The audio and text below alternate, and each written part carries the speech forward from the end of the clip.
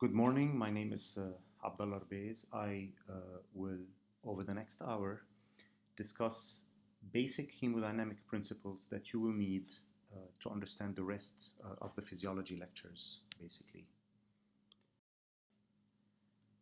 In the cardiovascular system, first, very basic definitions.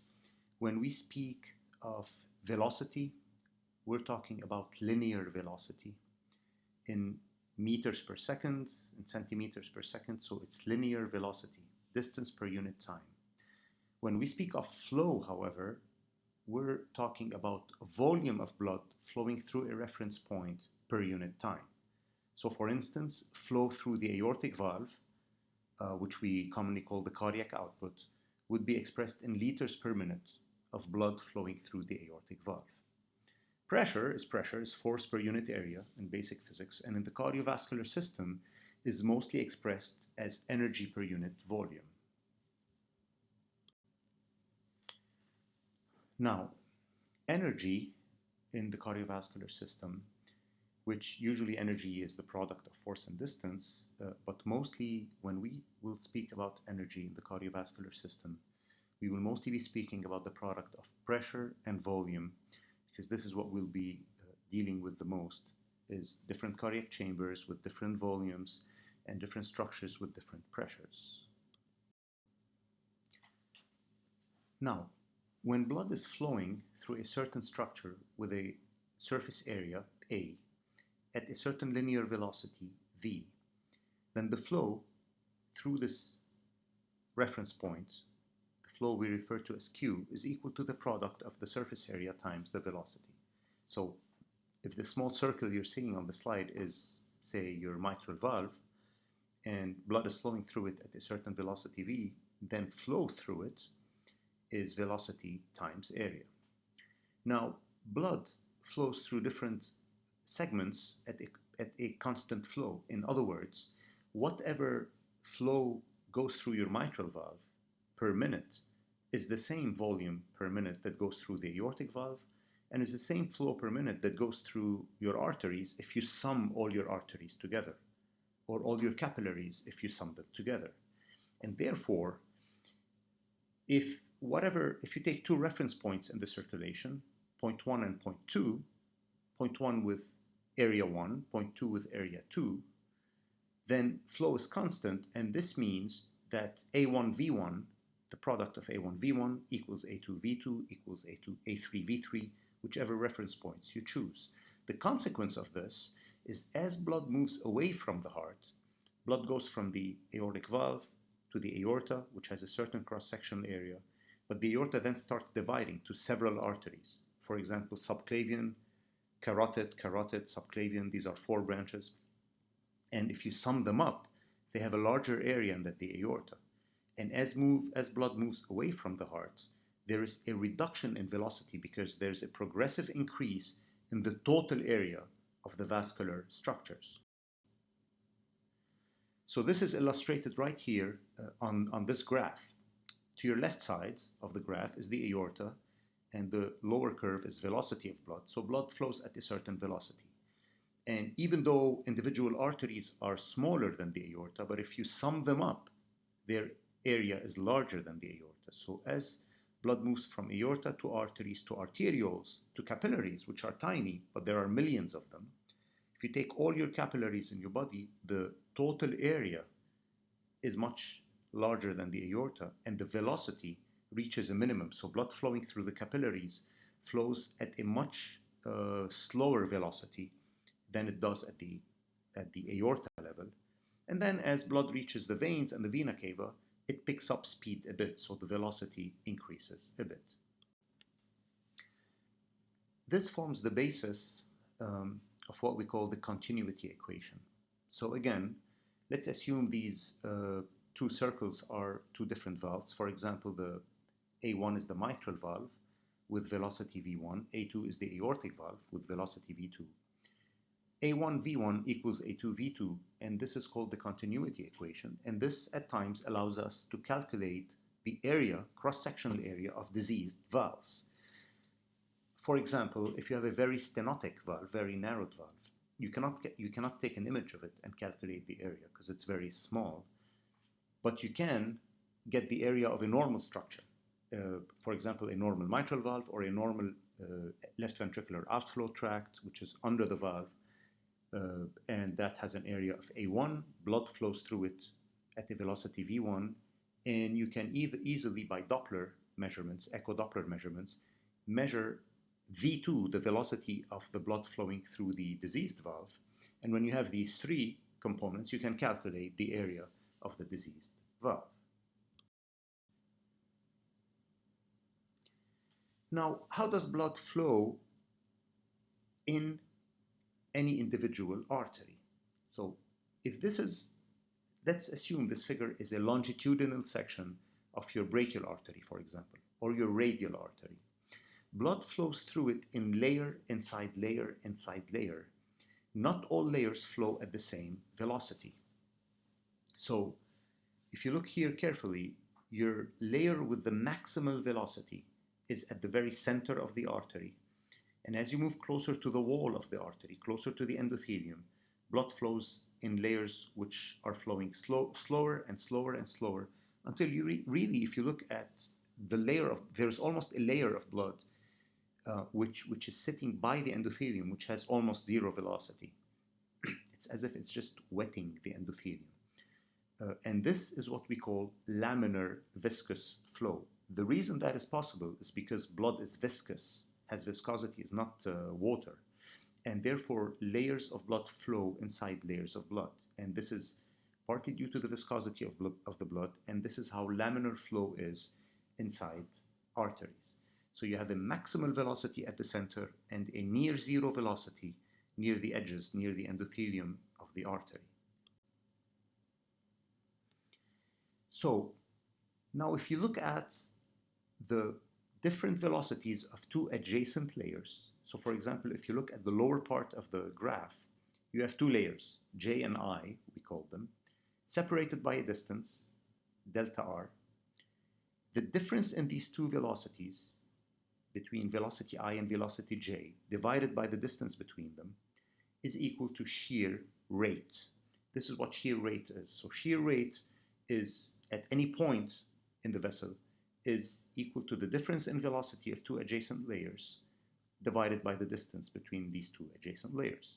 So if you look at this graph carefully, you will notice that at the center, even though the velocity is maximal, but at the very center of the artery, you have a very low shear rate, meaning any two adjacent layers have almost the same velocity.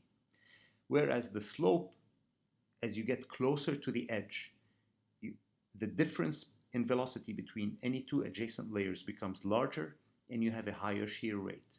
So therefore, the shear rate is maximal near the edge of the artery and is minimal at the very center of the artery.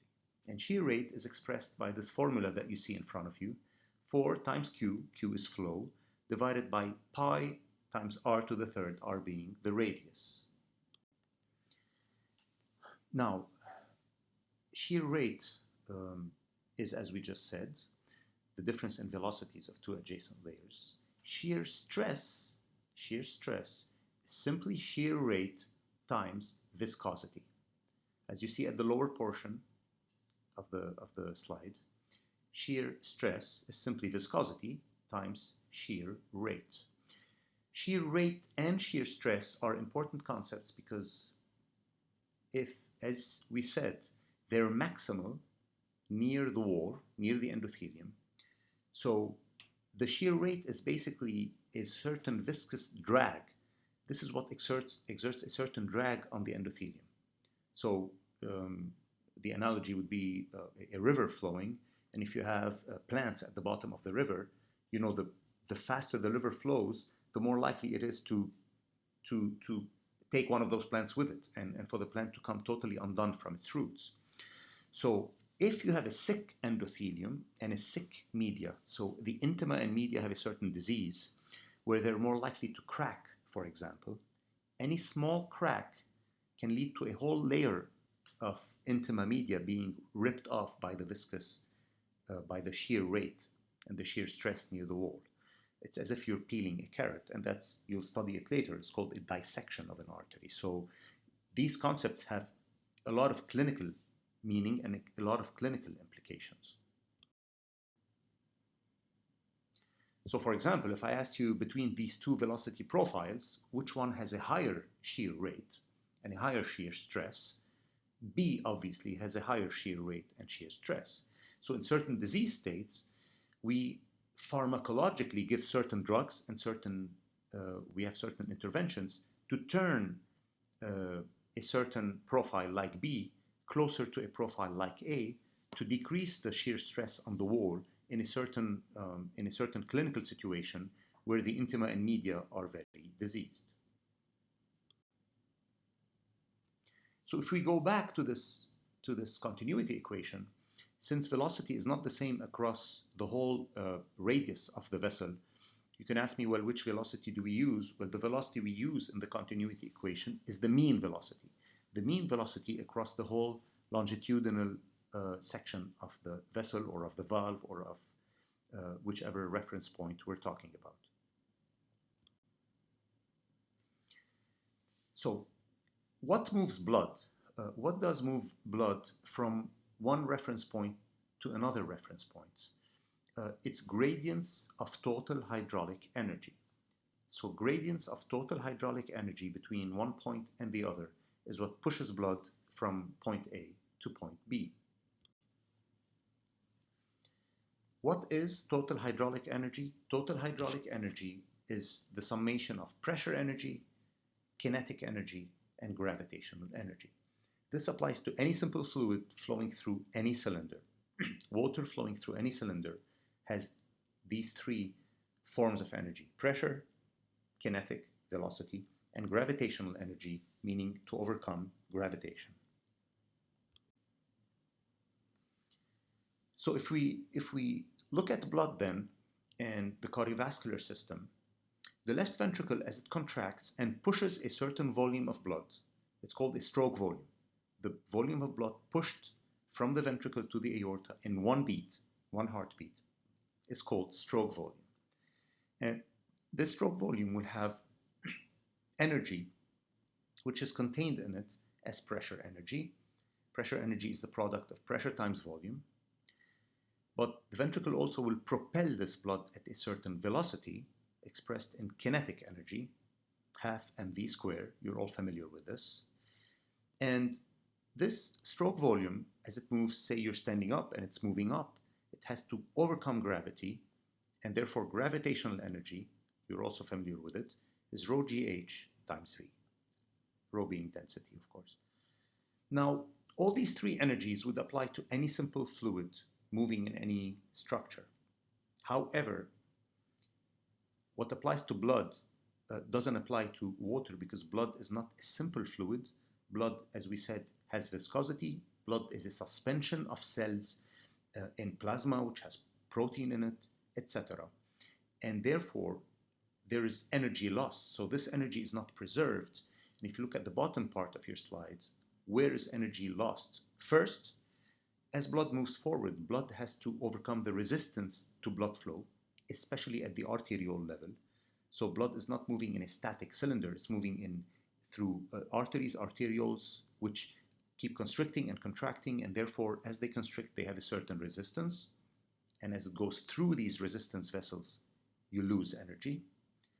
Number two, moving blood forward is moving a viscous fluid forward, and one layer's friction over another layer's friction, because blood is viscous, leads to a certain loss of energy, and this is the energy lost in overcoming the viscosity. And finally, blood vessels are not glass cylinders. Blood vessels have always a certain internal elasticity, which leads to a certain internal wall stretching, and that's called impedance. And the blood, as blood flows through arteries, it has to overcome this impedance. So for all these three reasons, 4, 5, and 6, there is loss of energy, and loss of energy is lost as heat. So as blood moves forward, you have a loss of energy in the form of heat.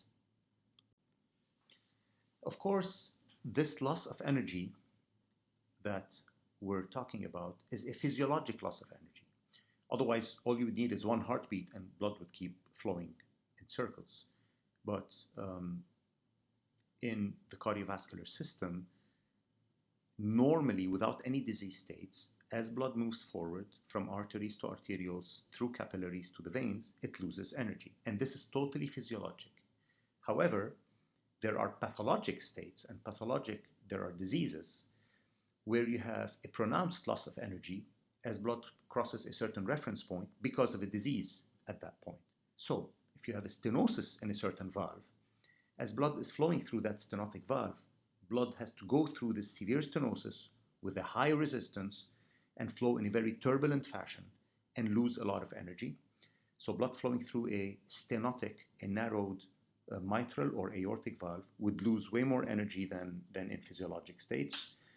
If you have a pathologic buildup of plaque leading to a stenosis in an artery, for example, if this lower graph is a carotid artery with a lot of atherosclerosis leading to a certain stenosis, blood flowing through it would lose energy and therefore lose pressure, lose velocity as it crosses this stenosis.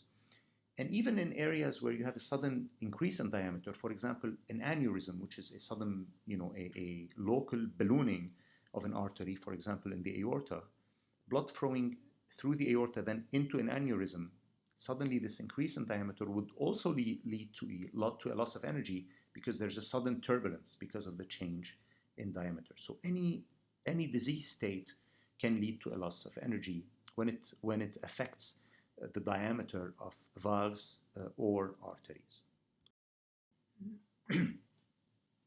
So these concepts we just spoke of are illustrated right here. If the upper part of the graph we already went through, so as we said, as you move from aorta to capillaries, the area, the upper part of the graph, the area increases. The middle graph shows you that velocity decreases, and we went through it. But if you look at the lower part of the graph now, the pressure, which you see here in the early part in the aorta, you have the normal pressure, systolic, diastolic pressure. As you move to arteries, it's almost the same. As you move to arterioles is when you have the steepest drop. So the steepest drop in pressure happens at the level of the arterioles. Pre-arterioles and post-arterioles is when you have the highest change in pressure. Now, if at any point in one of the arteries you have a stenosis, then you would have a very sudden drop in pressure like this little blue curve I drew for you before you even reach the arterioles. And that would be a disease state where you have a sudden drop in pressure. Now, 2 words only for you to be familiar with how pressure is measured. So in experimental settings, if you want to measure the pressure in an artery of a rat or any experimental animal, or in the clinical setting, if you want to measure the pressure of a patient in the ICU, for example, you need to put a pressure manometer in one of his arteries. So for example, let's say this artery in red you see here is a radial artery. If you put a pressure manometer in a perpendicular fashion, exactly like you see on the left side of the graph, the opening of this pressure manometer is parallel to the flowing blood. Therefore, this opening, which we call lateral pressure, is measuring pressure only. Whereas, if you put a catheter in this artery facing upwards, facing the flow, like you see on the right side of the graph, the opening of it is not parallel anymore, but it's facing the blood flowing towards it. And therefore, you have a layer of blood which will hit this opening at a certain kinetic energy. And as it hits this opening at a certain kinetic energy will be transformed to pressure energy. That's called end pressure. And therefore, if you measure the pressure in an artery, as illustrated on the right side of the graph, you would get end pressure, which is higher than lateral pressure, which only measures pressure, without this kinetic energy being transformed to pressure. And therefore, end pressure would be equal to the lateral pressure plus this kinetic pressure we're talking about. And there you have it. So lateral pressure measures pressure, but end pressure would be lateral pressure plus kinetic pressure with the formula you see in front of you. Now, how do pressure, flow, and resistance interact in the cardiovascular system? You'll see that they're very similar to the same principles that you would use in Ohm's law of electrical circuits. Now, if point 1 at the bottom part of the slides has a certain pressure, pressure 1, and at the other end of this artery, for example, you have point 2 with pressure 2. Flow from point 1 to point 2 would be equal to a constant, which is pi over 8, but more importantly, proportional to the difference in pressures, P1 minus P2, proportional to the radius of this artery to the fourth, taken to the fourth, and divided by the length of the artery and the viscosity of the liquid flowing through it.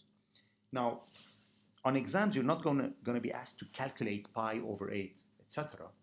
But you need to know that flow is proportional to P1 minus P2, proportional to R4, inversely proportional to length, and inversely proportional to viscosity.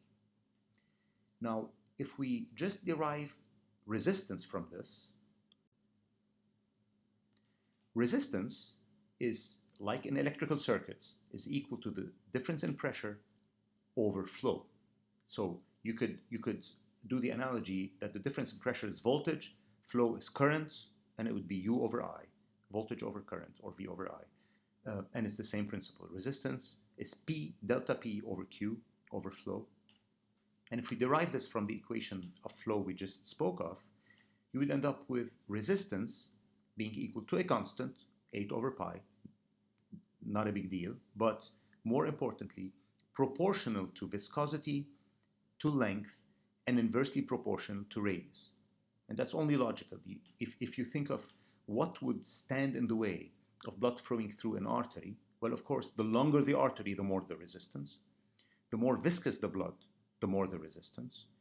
Meaning, if you're moving olive oil through a certain artery, it would be harder than to move water because olive oil is viscous. Same thing, the more viscous the blood, the more the resistance to its flow through a certain artery, and inversely proportional to the radius.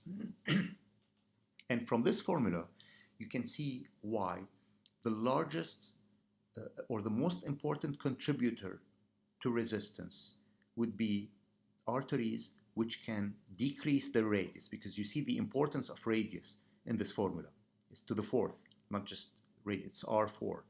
And therefore, any arterial structure which can vasoconstrict and lead to a change and a decrease in its radius would lead to a very increase in resistance. And what are these structures that can cause this? These are the arterioles. Which is why if we look at the total resistance that the blood faces as it goes through the arteries and the veins, most of the resistance is in the arteries. Most of the resistance is in the arteries, more than 90%. You don't have to memorize 93%, it's just an illustration. Most of it is in the arteries, very little resistance in the veins because they don't constrict that much. And when we say in the arterial system, it's mostly in the arterioles, because arterioles are what vasoconstricts the most, leading to a lot of decrease in their radius, and therefore a lot of increase in their resistance. The second important point in this formula of resistance, which is, as we said, proportional, 8 over pi, then proportional to viscosity, length, inversely proportional to radius, is, as you see, there is no pressure component of resistance. Resistance is independent of pressure. There's no P in this formula, because resistance is a pure property of whichever vascular system you're talking of. If you want to talk about the resistance of blood flowing through the liver, it has nothing to do with pressure. It's a property of the arterioles of the liver, of their length, of their number, of how much they vasoconstrict, and of their radius, of course, and of the viscosity of the blood going through them. That's resistance. Now, how do different resistances add up? It's exactly like electrical systems. So if you want to look at a certain artery or different segments of an artery in series, so if the upper part of the graph, R1, R2, R3, are, for example, your subclavian, brachial, and radial artery in series, the total resistance of these three, which would be the resistance to blood from my shoulder to the tip of my finger, would be R1 plus R2 plus R3. Whereas if you want to look at structures in parallel, for example, if the lower part of the graph are different branches of your renal artery, which divides up to three branches, R1, R2, R3, then if you want to get the total resistance, the inverse of the total would be equal to the summation of the inverse of R1, R2, R3, exactly like electrical systems. The reason arterioles are very important, by the way, is that why do they vasoconstrict and vasodilate? It's because arterioles throughout your whole body are what will decide where blood is shunted, where blood is going, and to which organs preferentially. So for example, if a patient is bleeding, severely bleeding, this is what you call shock. This patient would look very cold, very pale, very white. Why is that? It's because the arterioles, which supply the skin and the skeletal muscles near the skin, would be so vasoconstricted, almost completely vasoconstricted, that you have no blood flow to your skin. That's why the patient would be cold and white. And why is that? Because your body has decided that in a time of bleeding, it's vital to preserve blood flow to your brain and heart, not to the skin and skeletal muscles.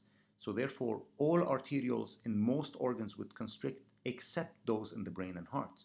So the reason arterioles are constantly vasoconstricting and vasodilating as you go through your day is because they will decide where blood is shunted and to which organs, as depending on where blood is needed. Now we saw and we said that blood normally flows in arteries or in the cardiovascular system in general in a laminar, nice laminar flow like you see on the left side of the graph. However, there are times when blood does not flow in laminar fashion but flows in a turbulent flow, which would be a total haphazard mixing of blood, more random than it is on the left side. Now, what is it that determines if blood would flow in a turbulent fashion? These parameters would be determinants of whether blood flows in a turbulent or a laminar flow. These are all grouped in a number called the Reynolds number, which is vessel, as you see here, blood velocity, V, diameter of the vessel, density, rho, and viscosity. So the Reynolds number is velocity times diameter times density over viscosity. The higher this number, the more likely that flow is turbulent, and the lower this number, the more likely it is that flow is laminar. Meaning, the faster the velocity, there's a velocity at which, if blood is flowing too fast, that it ceases to be laminar and turns turbulent. Of course, if diameters of arteries increase with an increase in velocity, this can tend to increase turbulence as per this formula. But your diameters of your big arteries don't change much. And by the time blood reaches arterioles, which do change in diameter, but they're very small, regardless, they're very small, you don't have much turbulence in arterioles. So where are you more likely to have turbulence is very close to the heart as blood leaves the heart. For example, right as it crosses the aortic valve, because that's where the diameter is largest and the velocity is largest. In particular, if viscosity is low, because viscosity is on the denominator. Meaning, if I asked you who is more likely to have a certain turbulence, someone with anemia or someone with normal hematocrit, it would be someone with anemia because they have low viscosity and therefore more likely to be turbulent. This is the reason why anemic patients, just because they're anemic, the anemia will contribute to a certain turbulence of blood flowing through their aortic valve because of the low viscosity, and blood flowing through the aortic valve flows at the highest velocity, and therefore you're more likely to hear something when you put your stethoscope on their chest, because turbulence is what has a sound. Laminar flow is silent. In general, if the Reynolds number gets above 3,000, you're more likely to have turbulent flow. And when it's below 2,000, it's laminar, and in between is a gray area. And therefore, these are the predisposing factors to some turbulence. Low viscosity, high velocities, large diameters. But in disease states, you don't need, even if you forget the whole components of the Reynolds number, in disease states, any stenosis or any aneurysm, as illustrated here, will lead to turbulence. So blood flowing through a stenosis will, to cross that stenosis, will cease to be laminar and have turbulence. And turbulence is what you hear with a stethoscope, which is why if I put my stethoscope on the chest of someone who has a stenotic aortic valve, this stenotic aortic valve will lead to a lot of turbulence, and you can hear this, and it's called a murmur. If I put my stethoscope over the carotid artery on the neck of someone who has a carotid stenosis, you would hear the turbulence. Turbulence in an artery is called bruit, or the sound coming from the artery is called bruit, and the sound coming from an aortic valve is called a murmur. And therefore, turbulence is what you hear with a stethoscope. Why is it important? Why do we care if blood is laminar or turbulent? It's not because one is silent and one is not. It's because laminar flow is more energy efficient. Blood that flows in laminar flow, the formula that we spoke of flow being proportional to delta P, to the difference in pressure between two reference points, and pi over 8, etc. But this component, delta P, applies to laminar flow. So when we say Q is proportional to delta P, this takes into consideration that we're talking about laminar flow. When flow becomes turbulent, it's not as energy efficient, and therefore flow becomes proportional to the square root of delta P and not to delta P. And therefore, in order to preserve the same flow, you would need a high pressure, meaning more energy, and meaning that turbulent flow is not as energy efficient as laminar flow. And therefore, you see it here. Laminar flow is a flow which is proportional to delta P, turbulent flow proportional to the square root, therefore less flow for the same pressure and the same energy expenditure. And as we said, any turbulent flow would be heard as murmurs if we're talking about valves, and as bruits if we're talking about arteries.